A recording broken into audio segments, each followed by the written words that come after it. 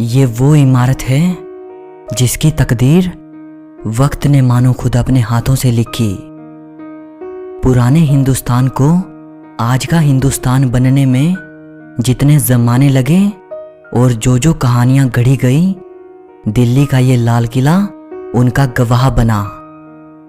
पिछली 4 सदियों में इस इमारत ने इतिहास को ना जाने कितनी दफ़ा करवटें बदलते देखा। इस इमारत ने गुजरते दौर देखे हैं, बदलते ज़माने देखे हैं। वो हुकूमतें जिनकी बादशाहत कभी पूरे हिंदुस्तान पर थी, उन हुकूमतों को पल में नेस्तो नाबूद होते देखा है। इस वीडियो में आप लाल किले के बारे में 23 ऐसी बातें जानोगे जो शायद ही आपने पहले कभी सुनी होंगी। सो इस वीडियो को आखिर तक ज़रूर देखना।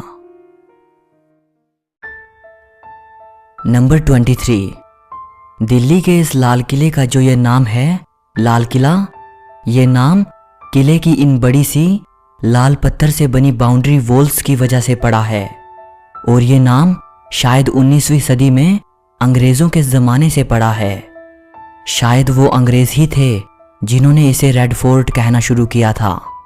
लेकिन बहुत कम लोग जानते हैं कि इस किले का असली नाम किला-ए-मुबारक है। ये नाम शाहजहां ने इसे दिया था। नंबर 22, शाहजहां ने लाल किला बनवाने का तब सोचा जब उसने ये फैसला किया कि अब मुगल साम्राज्य की राजधानी आगरा से दिल्ली बदल दी जाए। अकबर के ज़माने में मुगलों की राजधानी आगरा थी। अकबर को दिल्ली उतनी पसंद नहीं थी क्योंकि दिल्ली अकबर को अपने पिता हुमायूं की शेरशाह सूरी से हुई हार याद दिलाती थी। लेकिन शाहजहां आगरा की गर्मी से परेशान थे और उसने दिल्ली वापस आने का मन बना लिया।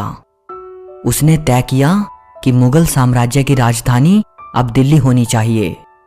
दिल्ली में शाहजहां ने एक शहर बसाया जिसे नाम दिया गया शाहजहानाबाद। इसे अब पुरानी दिल्ली कहा जाता है। इसी शहर के बीच में भव्य लाल किले का निर्माण शुरू हुआ।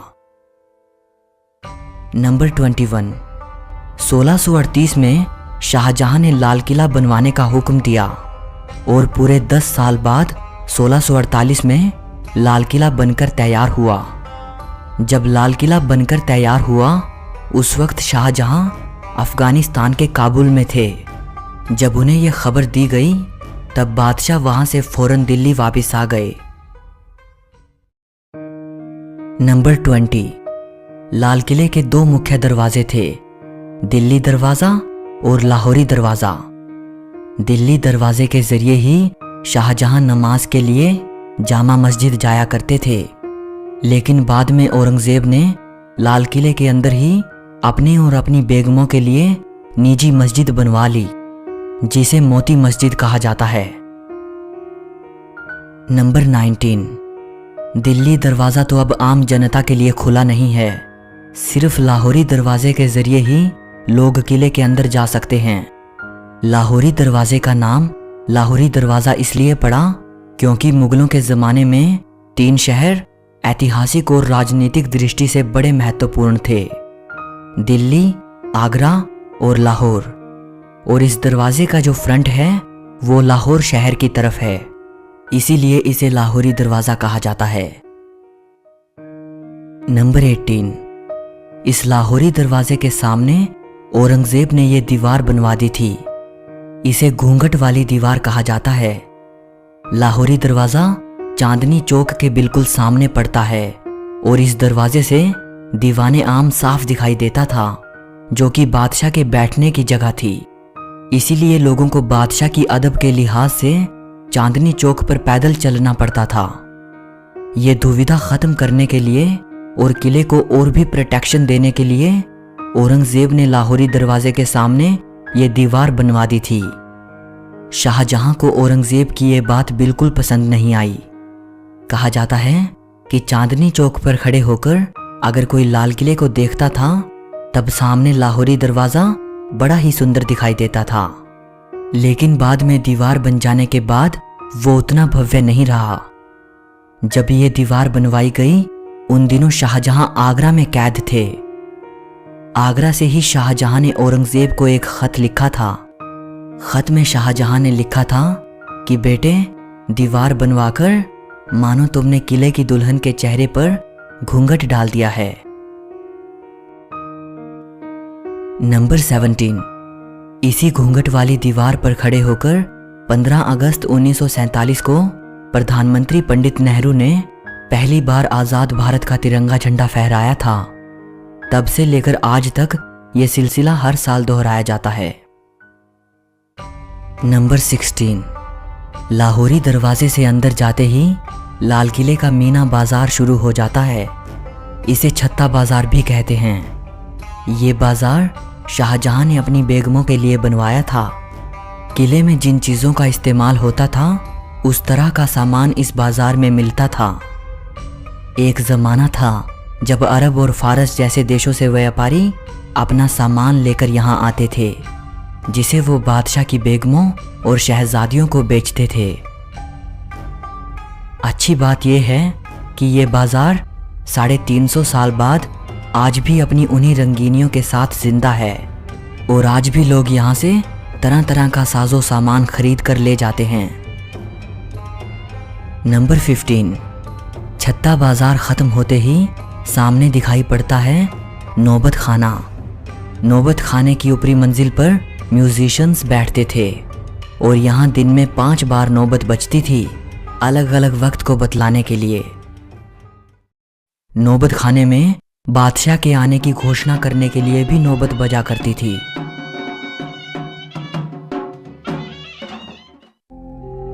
इसी नौबत खाने के अंदर 9वें मुगल बादशाह जहांदार शाह और 10वें मुगल बादशाह फर्रुखसियर का कत्ल किया गया था। नंबर 14। नौबत खाने के बिल्कुल सामने पड़ता है दीवाने आम। नाम से ही अंदाजा हो जाता है, दीवाने आम यानी ऐसा शाही दरबार जो आम लोगों के लिए लगता था। दीवाने आम में मौजूद इस ऊंचे सिंहासन पर बैठकर बादशाह आम लोगों की समस्याएं सुनते थे और उनका समाधान करते थे। बादशाह के इस सिंहासन को नशे मने जिले इलाही कहा जाता था, यानी ऐसा स्थान जिस पर ईश्वर की छाया हो। इस सिंहासन के नीचे संगमरमर का एक बड़ा ही सुंदर तख्त रखा है, जिस पर खड़े होकर वजीर बादशाह को आम लोगों की परेशानियां पढ़कर सुनाता था या कोई गुजारिश पेश करता था। दीवाने आम के सिंहासन की इस पिछली दीवार पर संगमरमर का पत्थर लगा हुआ है। इस पत्थर पर इतनी खूबसूरत चित्रकारी की गई है जिसकी मिसाल दी नहीं जा सकती। ये चित्रकारी फ्रेंच आर्टिस्ट ऑस्टन द बोर्डो द्वारा की गई थी। नंबर 13। लाल किले की अगली इमारत है दीवाने खास, यानी ऐसा दरबार जहां बादशाह अपने खास लोगों से मिला करते थे, जैसे बादशाह के मंत्री, सलाहकार और उनके मेहमान वगैरह। दीवाने खास की ये पूरी इमारत संगमरमर की बनी हुई है। इसी दीवाने खास में बादशाह का वो आलीशान सिंहासन रखा हुआ था जिसके चर्चे सिर्फ हिंदुस्तान में ही नहीं बल्कि विदेशों में भी थे। बादशाह के इस सिंहासन का नाम था तख्ते ताऊस यानी पीकॉक थ्रोन। पीकॉक थ्रोन सोने चांदी और कीमती हीरे जवाहरातों से बना हुआ सिंहासन था।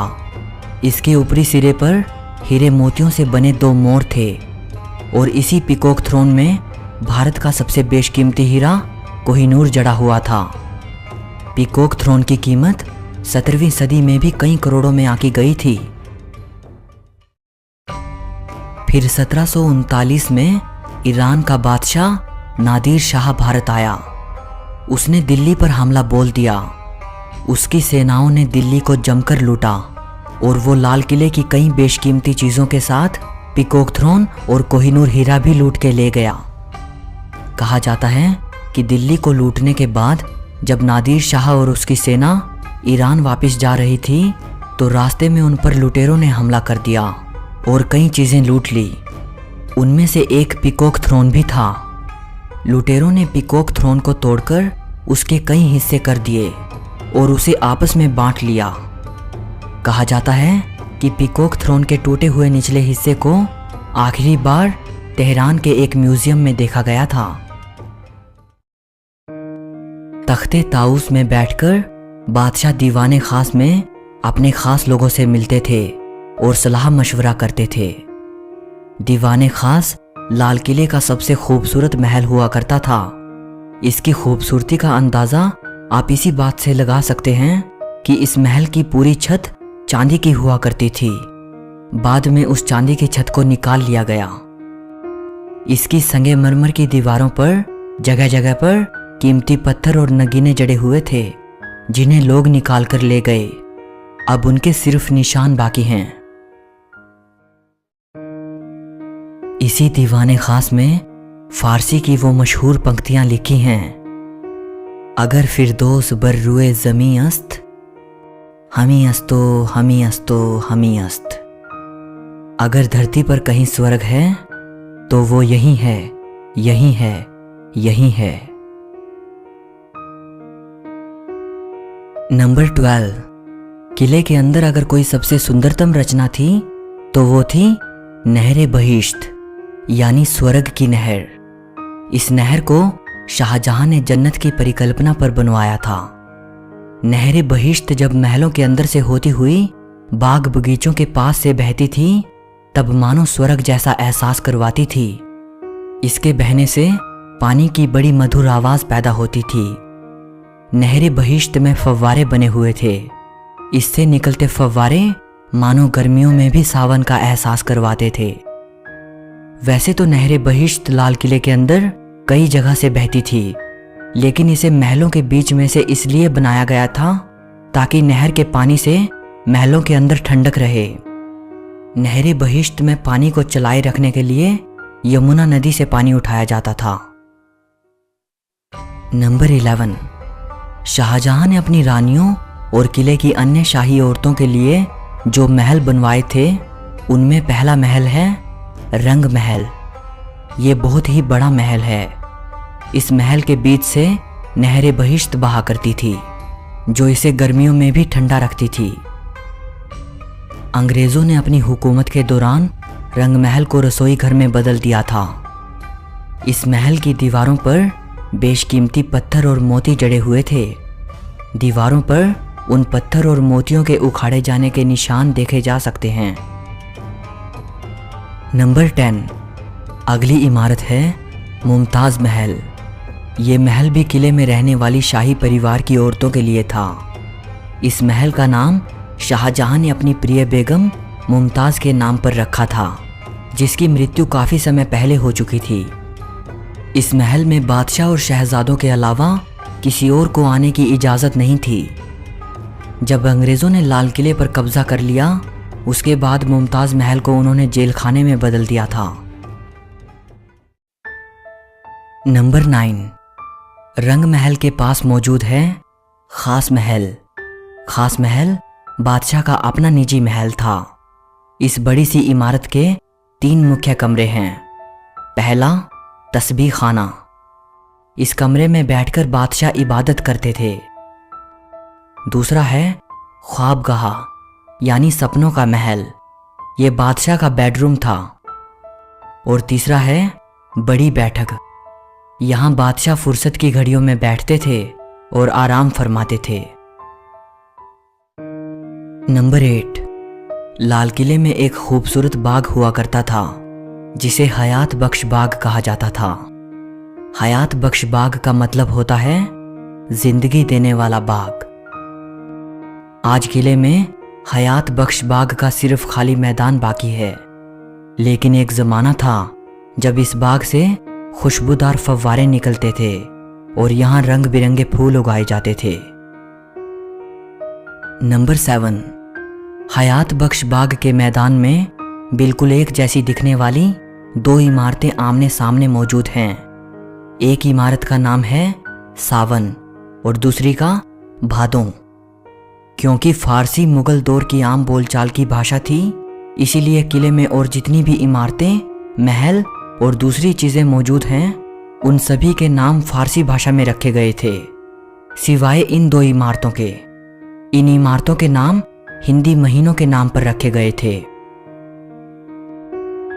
जब कभी दिल्ली में बारिश होती थी तब एक इमारत में शाही परिवार के पुरुष और दूसरी में शाही औरतें बैठकर बारिश का आनंद लेती थी।